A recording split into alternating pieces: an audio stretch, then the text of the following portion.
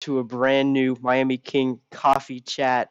Sam sadly could not join us today, but we have the man, the myth, the legend, Joey, in his first ever coffee chat. What's going on, dude? Howdy, yo. You like my 2020 mug? Oh, yes, explain your 2020 mug so the people can know. It's a disaster. Hence Yeah. the name 2020, right? And then to add on to that theme, we even got this mask, right? And it works like a regular mug. This is open, see? Like I can hold it like the. Oops. Um, Good job. you get how it works. Yes, we do get how it works. So yeah. Okay. Mr. Bean, fair comment. Yes. Don't like not include him. He'll cry, No. as we'll hear later on. Yeah. And then his cardboard will get all soggy. Nah, he'll just like cry and then like run away again. Oh, again? Oh, okay. Hmm. All right, to start off, before we get into the actual NFL, we're going to talk about our next tournament, which will be starting in 2 weeks. So, 2 weeks. Joey, yes.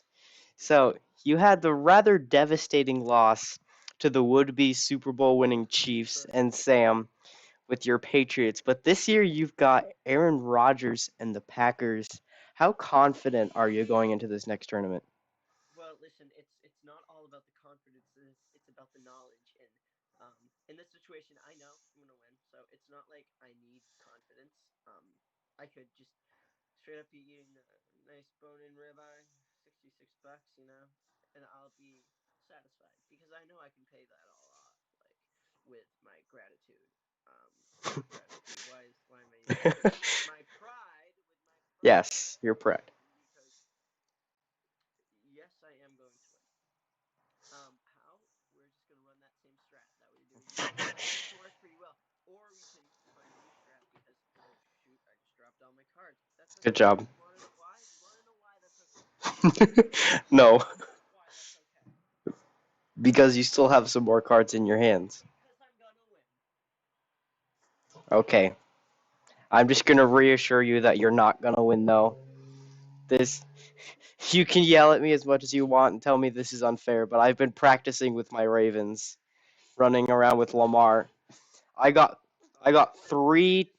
Practice with my Packers, yo. They're pretty nice, but Aaron Rodgers can't run around like Lamar. Lamar got three rushing touchdowns.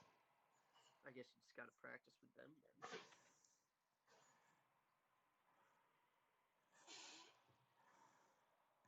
And their defense isn't bad. And I played the Steelers too, and I ripped them apart. All right, now going to the actual NFL. Let's start with beautiful glasses. I love Thank those. you. They're my favorites. Yes. We shall start we shall start with the topic that many people in the state of California will be very sad about. We're going to start off with the 49ers Super Bowl loss hangover. How bad can it get? They started fairly well, and then it was just injury after injury after injury. And now they're sitting at the bottom of the best division in the NFL at 4-5, and I doubt they're going to be able to salvage this season. What do you think? I think that's an incredible loss for them, especially since last year, they did so well. They didn't get Yeah, as far as they would have liked. They couldn't beat the Chiefs, unfortunately, last year in the Super Bowl. But you know, you lose, you lose. In this case, they're still losing. It seems like yeah. Although they are doing better than the Patriots. not something I'd like to hear, but A lot of people are doing better than the Patriots. good for them. Good for them. I gotta say though, I am rooting for the Patriots against the Jets this week on Monday. I I want the understand. I want the Jets to go 0-16 so bad. I just laugh at them every day. All right, so moving on to our next subject, can Antonio Brown boost the Buccaneers to the top of the NFC South? Well, you see, Antonio Brown, he is a good player. You know, the only thing I'm concerned about is how he affects the team as a total. We know last year his effects put him out of the season, of course, because his personality really is a key factor in I feel like how he plays and how everybody else um, thinks of him, and I feel like that could really Yeah. affect the game itself. However, he is still a great player, and I believe it could really go both ways, and we can't really predict how that's going to go. Yeah, that's a really good point. I agree. I do think he will boost them a bit, but I do really think it's going to come down to this game tomorrow night against the Saints. If they can win that, yes, I think they will take the division. But if the Saints beat them again, if the Saints sweep the season series against the Bucks, they're not going to win the division. They're still going to be a very strong team going into the playoffs, but if they can't beat the Saints this time, they're not going to win the division. Alrighty.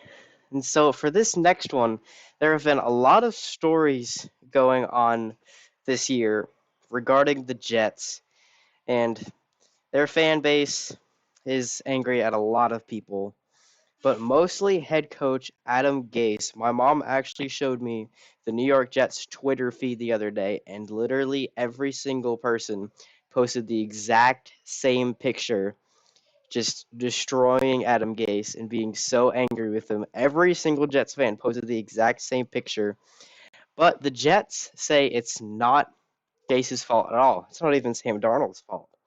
So what I'm asking is, who will the Jets hold responsible for this miserable season of theirs? I really have no comment on this. I don't really follow the Jets that much. Exactly. Point proven. I seriously, I if I were the Jets, I would blame everybody, to be honest. Like, I would just completely rebuild the team and management, to be honest. But yeah, fingers crossed for that 0-16 season. All right. And for our last topic of discussion, there have been many, I would say, surprise teams in the NFL this year. The Cardinals, despite their major acquisition of DeAndre Hopkins, and even the Panthers, despite losing Christian McCaffrey, are still decent. And of course, my Miami Dolphins putting on a show against the 49ers, Jets, and Rams. But I Dolphins. think I think the biggest one this season has been the only undefeated team remaining in the NFL, the Pittsburgh Steelers. Their fans have been waiting quite a few years for a season as good as this one. How high is the peak for this amazing looking Steelers team? I'd say pretty high. I feel like they're setting a record for years to come, and if they come down from this anytime soon, it could be a huge hit. But I'm not sure if they'll. Well, recovery will most likely be likely, but you know, it's really just a gamble. Yeah, I agree. I do think the Steelers have shocked me this season, especially with their win against the Ravens. I do, however, have a feeling that there's going to be just a few games that they just cannot keep to themselves, and then the Chiefs or somebody else in the AFC will get the bye, and the Steelers will get probably second in the conference. I do, however, have confidence in them going to the Super Bowl. Chiefs fans out there would probably come over here and slap me, but I do have confidence in them to make a deep playoff run. I don't know about winning, but I do feel pretty confident about making.